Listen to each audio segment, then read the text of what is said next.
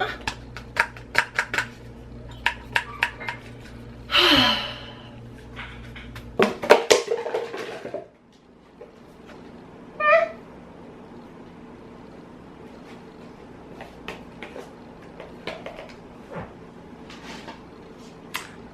loved these.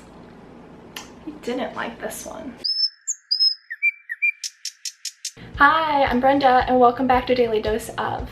Today I thought I would share all of the empties that I have been collecting lately.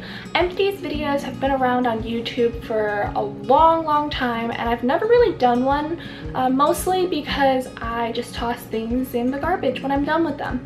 But a few months ago I put mine aside, and then before long I had myself a cheeky little pile that I thought I would come and share with you all today. So let's start with hair for a change, because I feel like that's not something I talk about a lot. For the past 7 or so years I've been dyeing my hair. First it was just a brown, and then I did henna for a while, and then in the most recent years I've actually been bleaching it. It's been through a lot and I think it finally started catching up with me. So my hair has been having lots and lots of split ends, super dry. It did not feel as soft as it used to, and my hair stylist or salonist,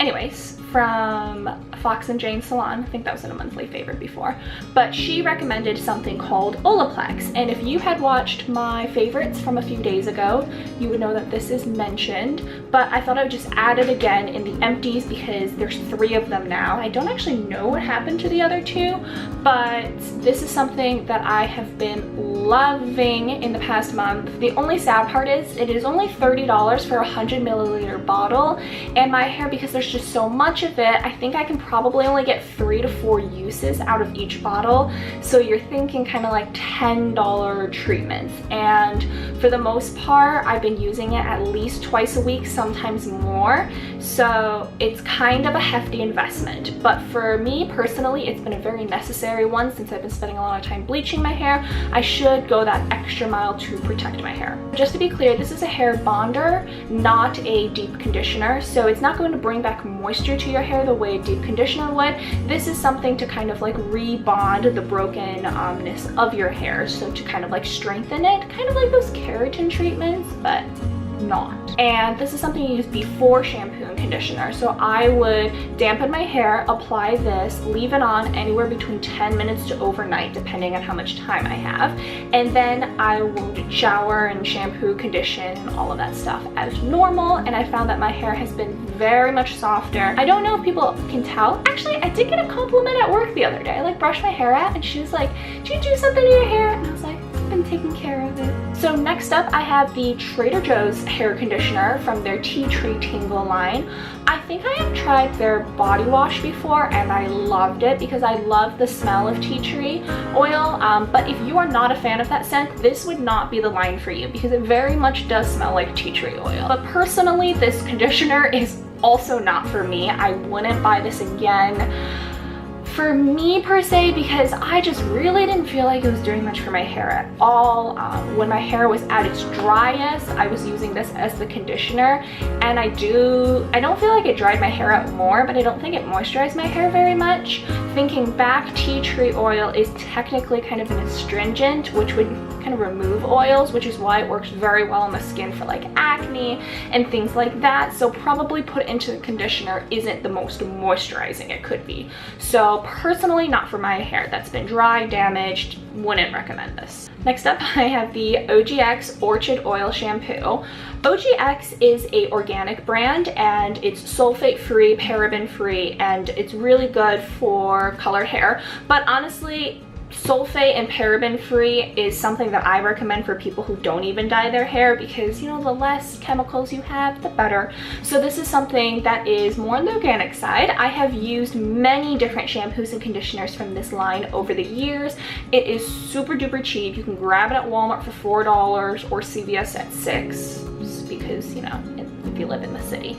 But this is the orchid oiled one, which is supposed to be for fade defying orchid oil shampoo with UVA and UVB sun filters. It doesn't weigh down my hair. It smells delicious. Not delicious, yummy, good. It just smells very nice. However, something I would say about their conditioner line is also that it's not my favorite for dry hair, and I'm speaking on this only in the terms that my hair has just been so damaged lately where a lot of conditioners haven't been doing the job.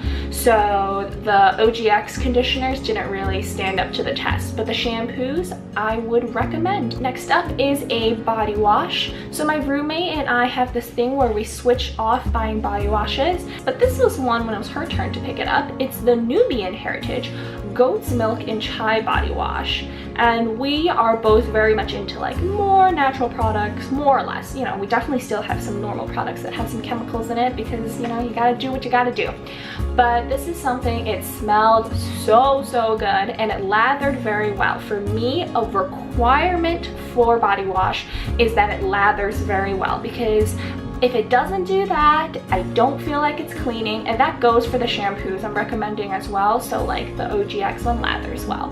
And so this one smelled amazing, the bubbles were plentiful, and I definitely recommend. This is something that I put in a favorite a long time ago. It's the Kiehl's Calendula Deep Cleansing Foaming Face Wash. And this, I finished the whole bottle, and I have yet to buy myself another one, but ever since I finished this, I kind of stopped using face wash, and it's been working out for the most part, but I think I gotta get it back. I think it's because I rarely wore makeup over the past few months, so I didn't really need a face wash to wash it off. But this, while I was using it, I definitely loved. I especially loved the gel like consistency of it, and the fact that it still kind of lathers. I guess it goes for shampoos, body washes, and face wash. Next up on the list is the Sanctuary Spa Cleanse Radiance Exfoliator.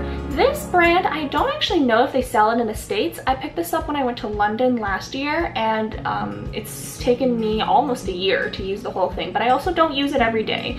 It is an exfoliating face wash. I keep this one in the shower because I just needed a second face wash to put in the shower. I was tired of carrying my same bottle back and forth, and I love exfoliating in the shower because it's warm and your pores are kind of more open, so it makes me feel like I'm really cleansing and like really scrubbing in a little bit more. Obviously scrub gently, but this is a lovely brand. It's very gentle on the skin. It doesn't feel very harsh at all. It also doesn't test on animals because it's a UK brand, and that's true for all UK brands.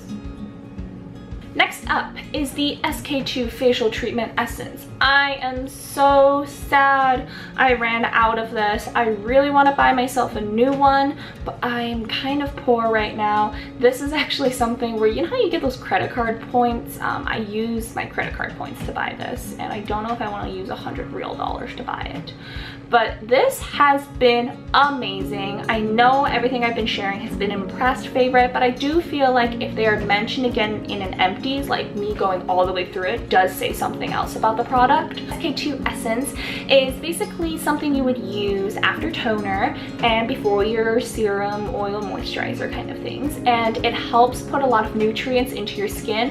The base foundation level like ingredient for the SK2 ones is Patera, which actually has a lot of anti-aging properties, which honestly I don't think it's ever too early, unless you're a teenager, to worry about anti-aging. I know I'm 23 and I don't have to worry about it, but like it really doesn't hurt. But basically it also helps with like skin retention, rejuvenation, and all those other goody things that I want my skin to have. And ever since I've been starting to use this, I find that my breakouts have been a lot less, my skin's been a lot less patchier, and it really has made a difference. So when people say like, oh my gosh, $100 products are full of shit, not this one. So I'm gonna save up some more money, and then I'm gonna go out and I'm gonna purchase this teeny tiny 75 milliliter bottle again for $100. My last Empties for you is the Kiehl's Turmeric and Cranberry Seed Energizing Radiance Mask.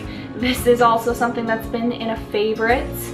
I love this, and I think I'm actually gonna go buy another one, or I'll try a different one in the Kiehl's line. But honestly, I feel like every single time like I use it, the next day my skin is so smooth. You know those little bumps on the forehead? They're not quite breakouts, they're just like little bumps of like, I don't know, extra oil or something like that.